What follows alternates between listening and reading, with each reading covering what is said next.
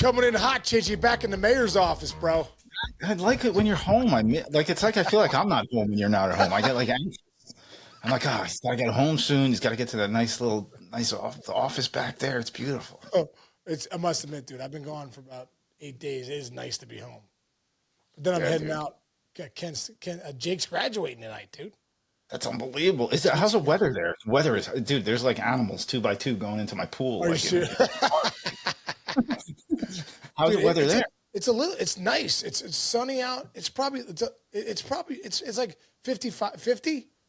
Oh, okay. That's not bad. That's good. I think it's going to be like 65 today, though. Oh, it's just pouring here. I don't even know what. Dude, it's sunny. It's sunny here. Oh, good. There you go. Good for Jake. Nice walk. Yeah. Nice, excellent. You get him like a graduation present? You don't have to say what it is, but what do you do for that? Yeah, I'm gonna get him something. You don't know. I gotta be better. I don't have something for tonight, but when he gets home from the season's over, I'm like, hey, here's your graduation present. There you go. You give him a lot. You give all your kids a lot. Here's a Chick-fil-A gift card. Good luck. Their gift is being Sean Casey's son. Yeah, right. They wouldn't say that, you know. Yeah. Funny. All right, dude. We have a couple of things to talk about today that are like. We like to be happy and upbeat here, but dude, there's a couple stories that are bumming us out, dude. And we'll start with the Boston Red Sox. Rafael Devers. Can you play first base? Nope. No. Just flat out. Bad idea. Says it's a bad idea. Says he won't play first. He's upset that they even asked him to move. Sean, he's hitting 255 right now at the moment. Just go. Can you imagine Pete Rose if you asked Pete Rose, hey, Pete, we need you to play first base, which he did. Hey, Pete, we need you to play second base, which he did. Need you to play short, but he couldn't. So they played third, and he played the outfield, and he would have done anything he could to get on the field. If you gave Pete Rose $300 million, he'd be like, listen, I'm just going to, at the end of this, I don't even know what he would have done anything. He would have been like, give me a broom, I'll sweep. Yeah. What do you need? Exactly. What are we doing? You got $300 million, okay? And here's the deal. You sign with the Boston Red Sox. You don't sign necessarily just to play third base. And look at Vlad Guerrero Jr. Listen, we want to move you to first. We're a better team with you there. He goes over there, does his thing. Here's the other deal, Chinch. Devers wanted to play third base, right? So he wants to play the field. Dude, do you know how much easier first base would be for him? So he wants to play the field. First base is open. He'd have to have a few days of some picks and stuff like that, maybe taking some grounders, visually seeing a little different because that's different. But at the end of the day, dude, the toughest thing about third, and one of the things he struggled with was making that throw. Coming in, making the throw, having to go to your backhand, set your feet, come up throwing, go to your left. I mean, when you're at first base and you've already moved like that at third, now you just got to field it, make a flip, field it, touch the base. It's so much easier than third base. Right. You know what I mean? So and I don't understand, $300 million. And what did he say? I don't trust him or something like that. Well, what do you mean I don't trust him? They gave you $300 million. They trust you. You trust, what are we doing? Yeah. What are we doing? I don't know. I don't think for me personally, it's the best decision after they asked me to play a different position. And I only had 2 months playing this position to all of a sudden have me try to play another position. So from my end, it doesn't seem like a good decision. If I'm sitting in a minor leagues right now on any franchise, any team ever, and I've never made it to the big leagues, look, I played college baseball. Rich Ciancimino did. Do you know what I would do? If somebody told me you're gonna catch the first inning, you're gonna be the bullpen catcher for 3 weeks, then you're going to get one at bat. We're going to give you one at bat in the major leagues for the rest of your life. I'd be like, okay. What do you want me to do? Now, obviously it gets different when you're great. You have value. You have a lot of value. They paid you all the money already though. Right. You work. That's like somebody going into their office. I'm an accountant and they're like, hey, we need you to kind of do this today. I'm not doing that. If anybody goes into a job and tells their boss, I'm not doing that, you'd be like, okay, I'm not paying you. You're fired. Yes. Dude, I remember when they moved Adam. This one I kind of understand. If he was an outfielder, dude, we need you to play first. Not everyone can play first. That's just not true, dude. There are rockets being hit over there. You're coming off the base, and I remember Barry Bonds, these guys, and Tomey and Cliff Floyd hitting bullets. I'm like, this is almost insane to play this position. How close I am to these bullets coming at me, So I'm like, okay. Not everyone can just play first. When I got traded, they were going to move Dunner to first, and about a week into it, he's like, I'm out of here. I'm not doing this. And they brought in Scott Hatterberg, you know. But if you've played infield your whole life, in third base, the hot corner, you're just moving over to the other hot corner where you don't have to have so much footwork. I mean, dude, I've seen so many guys that played third come to first. It's like, oh, this is easy. Yeah, just make the play, make a flip. You don't need to make the throws. You're making a few throws a year to second base. You're making a few throws a year on the relay home or whatever. But I don't know, man. $300 million. You signed with the Boston Red Sox. Do what they ask. Yes. They ask you to play first. They're not asking you to play center. They're not asking you to play short. They're asking you to play first after you've played third. Like, just, I don't know. That's just me. Maybe I'm nuts. No, I agree with you. And also, two other little things. First one is, you're not elite of the elite statistically. I'm sorry to say, he's great, right? 30 and 100, a lot of years. Right. But like, you're not, and I'll say this guy's name, you're not Mookie Betts. Okay. Ooh, do you think Boston wished they had signed Mookie Betts when he was 26 years old? Again, you let Mookie Betts go. Go look at what he's doing in LA. Hey, Mookie, we need you to play outfield. Okay. Mookie, we need to play short. Okay. You need to play second. Yeah, maybe top 5 player, top 3, top 4, top 5 players in Major League Baseball. Maybe top 2 or 3 over the course of the last 10 years. And what does he do? He goes, I'm on a team, I'm on a franchise, a storied franchise, just like you, Boston, and I'll do whatever it takes with humility to play this game. And you're looking at a guy like Devers, and that's why Red Sox fans are out of their minds right now, because they're looking at Mookie Betts, who is one of the worst giveaways in the history of baseball. It's almost like Babe Ruth. Yeah, and you see he'll do anything for anybody to win a baseball game. And Devers, it's a bad look. It's a bad look. And listen, I've heard, I don't know Rafi Devers, but I heard he's a really good guy. So I'm sure we're not saying anything about that. Correct. But what we're saying is, dude, you're playing Major League Baseball. You're making $300 million to the Boston Red Sox. They need you to play first base in a pinch here. Not even a pinch, because they know you can play it. He was a decent third baseman. You know, maybe probably below average, but this is the big leagues, dude. A below average third baseman is going to be an above average first baseman in the big leagues. There you go. Also, by the way, yeah, that's a great point too, because you're not, all right, go across to your rivals. DJ LeMahieu was the best defensive second baseman in baseball. Goes to the Yankees, like, you need me to play first? You need me to play third? Okay. Do whatever. Yes. Did it well. Right. Yeah. So that's a great point by you. You're not asking like an elite level, you know, you're not asking Ken Caminiti to move to first base. Exactly. We're not doing, well, if he was elite at third, he'd be there. Bregman is elite at third base. He's elite. He's going to win you ball games being over there at third base. And the other thing is, too, if Devers could play first, it opens up because Yoshida's coming back. Well, you got some problems here. And I also think, the Red Sox are nuts as far as you have 2 superstar players in AAA. Roman Anthony's the best player in AAA and raking right now and doing it. So is Marcelo Mayer. Both those guys are doing well. What are we doing there? You got Rafaela, you signed him to a $100 million deal, but you got him. You got the best. This guy, he's not going to come up and struggle either, Chance. He's not like, oh, we're going to get his feet wet. No. Roman Anthony's going to come up and be Jackson Merrill. Yes. So that's the comp. He might be better than Jackson Merrill. Who knows? But you don't know until he gets to the big league. So you got all these things happening.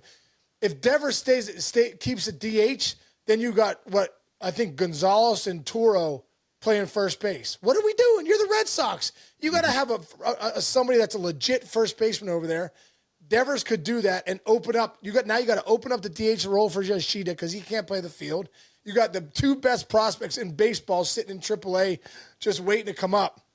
Right. I mean, they definitely have some things they got to figure out. But it would make it a lot easier if Devers played first because it would just open up some spots. Yeah, I'll make one last point on this. If you're gonna say this, fine, have these conversations. You can do whatever privately, whatever. But you did this publicly. Now it's going to be tough for them to even trade him at this point because if Sean Casey's playing on a team and you just heard all this guy's stuff, do you want your franchise getting this guy? No, not right now. And it's going to he has too much money on the books too. But he's putting himself in a position to just look bad. I hope he can figure it out. Hey, maybe you know what?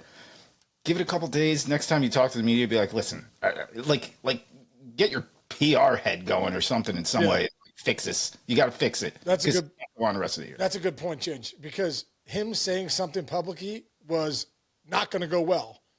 Even if he feels the way he feels, no one is going to look at the $300 million price tag for all the blue-collar people that aren't making great money, and they're going to go, what are we doing? Right. You know what I mean? Like if anyone has a job, they're like, hey, listen, we're switching your position. You were doing this, and we're moving you over here, and, we're not even going to pay you. You're just going to do this. And like, oh, okay. Yeah. All right. So now from a team that has all the money and gave all the money to this guy who doesn't want to play first base, move on to the Pirates, who are not spending very much money, and they pulled the trigger. They fired Derek Shelton. He was 12 and 26 to start the season. Fire him, make the move to a guy who you think is a great coach, one of the best in the game. Your take on what the Pirates did? Yeah. Well, he was their bench coach. So they just moved him from bench coach to manager. Not interim manager either. They hired him as manager, which I love Donnie Kelly. I think it's a great hire. There's no doubt about it. But I also think it wasn't Derek Shelton's fault. You know what I mean? Like at the end of the day, everyone needs to be accountable. Bob Nutting, the owner, needs to be accountable. Ben Cherington, the GM, needs to be accountable. And so does, obviously Derek Shelton was held accountable and he's fired. Yeah. But it's been 5-6 years. It's been a long time now. Trying to get this thing right. If you're the Pirates and you want to get better, you got to develop play. If you're going to do it through development, you got to draft well, you got to scout well, and then you got to trade well. Because you need to take those guys that you're developing, keep maybe the superstar guys, but the guys that are a little below the Bubba Chandlers, you got to package those guys and go get some bats. You got to get bats because you're going to waste the Paul Skeens years and Bubba Chandler. Paul Skeens, Bubba Chandler could be an incredible 1-2. Mitch Keller's great. Jared Jones is obviously hurt, but man, I'll tell you what, they, Ben Cherington said it in an article that I read this morning. Just that, like, it's on him too. It's on everybody. Results aren't random. Results reveal. Results reveal they're not getting it done. Results reveal that they're not doing things right, and they haven't for a while. And it's just, I think it's more frustrating for the fans in Pittsburgh than anything. And Derek Shelton became the fall guy. 12 and 26. They're not playing good ball. I mean, Shelty would probably say at the end of the day, like, we're not getting it done. I'm not getting it done. I mean, we all have to look at the accountability mirror and say, what are we doing? But ownership at some point too needs to look at the accountability mirror and say, what are we doing? How do we do better? How do we do better? As a franchise, like you said, you got to make good trades. Let's go back to January 13th, 2018. Pirates trade Garrett Cole to the then reigning World Series champion Houston Astros. This is what they got back for Cole back then. Pitcher Michael Feliz, outfielder Jason Martin, third baseman Colin Moran, and starting pitcher Joe Musgrove. You can't survive as a franchise if we can't pay this guy, we're not going to be able to pay this guy. We got to get a return. Look, the Padres have money. Look what they did. Look what they got for Juan Soto. That's what you have to do as a franchise without much money. So Juan Soto brought back James Woods, franchise player, superstar. C.J. Anderson, franchise shortstop. Mackenzie Gore, number one starter. And probably a couple other guys we don't even know that I'm not naming. There's like 5 guys came back, and they're all impact guys. Colin Moran was there a couple years, gone. Third baseman, he was platooning. Musgrove was there a couple years, had a couple decent years, but you're trading the other guys. Feliz, I don't even know where those guys are. You're trading Garrett Cole, the best pitcher in this generation, and that's what you get back. I mean, that's just a miss. And I think the other thing with the Pirates, I think they're a little gun shy with the Chris Archer trade a few years back when they traded Glasnow, Austin Meadows, and Shane Baz, who's now Tampa's one, top of the rotation starter for Archer, who ended up really not pitching well here, and ended up getting Neil Huntington fired. They kind of blew it up, but I think probably there's probably a little bit there where Bob Nutting and the ownership are afraid to trade guys now because it hasn't worked out for them too well in the trade market. But that's what they need to do, change. Yeah, you need to trade, and you need to hit on some of these bats that you put in the lineup. And speaking of hit on these bats, how about trading for hitters? Like, again, last year, they were kind of hanging in there. They were fighting a little They bit. were It's right like, there. they need a bat. They need a bat. They need a bat. And they didn't go get a bat. They could have had Pete Alonso maybe if they really wanted to. No, exactly. Well, they did do a few things. They not great. I mean, they went and got a Kiner Falefa, and they went and got De La Cruz or whatever the guy was. Yeah. That's true. That's true. They did okay, but yeah, they as soon as they did that, they went on a huge losing streak. Yeah, It's just it's been a tough go. I mean, they were 76 and 86 last year, right at 500. You know, making trades to try and get better at the break, so they were doing well. But you know, this is an industry. What have you done for me lately? Industry, you know what I mean? Yeah. And here in Pittsburgh, it's what have you done for me every 5 years? And you know, if you're 6 years in and you haven't still won, people are just wondering what's going on. And hey, man, it's just play to your strengths. You have arguably the best ballpark in baseball. You have one of, I would argue, top 5 fan bases in baseball. Just go look at playoff, go back, Google, YouTube, you know, playoff baseball in Pittsburgh, dude. Is not much like that. It's like playoff football in Pittsburgh. Like, bro, it's a baseball city. People don't realize that. I mean, dude, the rich history in this organization, going all the way back to Honus Wagner, Josh Gibson, Ralph Kiner, Bill Mazeroski, Roberto Clemente, Pop Stargell, Dave Parker, Manny Sanguian, Barry Bonds, Steve Blass. I mean, come on, dude. You kidding me? This is a baseball city, and the crazy thing is everyone thinks it's a football city. It's only a football city because the Pirates haven't won in 30 years. I love that. That's the only reason it's a football city. This is a baseball city. These fans are dying for a winner here in Pittsburgh. They deserve one. They really do. Yeah. All right. Well, let's see what happens here. On a lighter note, Mother's Day this weekend. Happy Mother's Day to all the moms out there. Casey, greatest mother out there. Mom, happy Mother's Day. I know you're watching this. You are the greatest mother ever that a kid could have had. I talk to my mom almost every day. She is the most wonderful human being, and I hope everyone, you know, has that. I know you had that relationship with your mom, dude, and I'm grateful. Yeah. Grateful that I still have a chance to give her a call and hear her voice. And the old Joan Casey, when you used to come home from school every day after, wait, my mom would be at the bottom steps. Yoo-hoo! That's what she would say. And I'm like, let's go, mom's home. Yoo-hoo! I love it. That's so great. That's so great. I'll never forget our mother's, one of my favorite episodes of all time that we did here. We had Joan Casey on for an interview on Mother's Day one year. I know, dude. We got to bring her back. We got to bring her back on. We got to bring Joan back on. My mom is the best for when you call her. And I must admit, I kind of do this too because of her. She's always so excited to hey, what do you call it? Hey. I love it. Thanks for that, Mom. Yeah. Thanks to all the moms out there. Yeah. None of us would be here without mothers. So. Exactly. Happy Mother's Day to all the moms out there. So cool. Nice. All right, brother. Enjoy your weekend. Right, you got a big weekend. You got Mother's Day. You got we got Kent State baseball graduation. We got action. You got family home. You got people coming home from college. Look at you. This is gonna be a great summer. Yep. We got people home, dude. We got people home. All right, dude. Carly's done with school. Carly's home. She came over this morning, so we got action. Great. Awesome. All right, brother. Chichi, love you, man. Have a great week. What are you guys doing this weekend? Building another shed? No more sheds, dude. I'm locked in though. I got christening tomorrow. Then I got Mother's Day. Who's getting christened?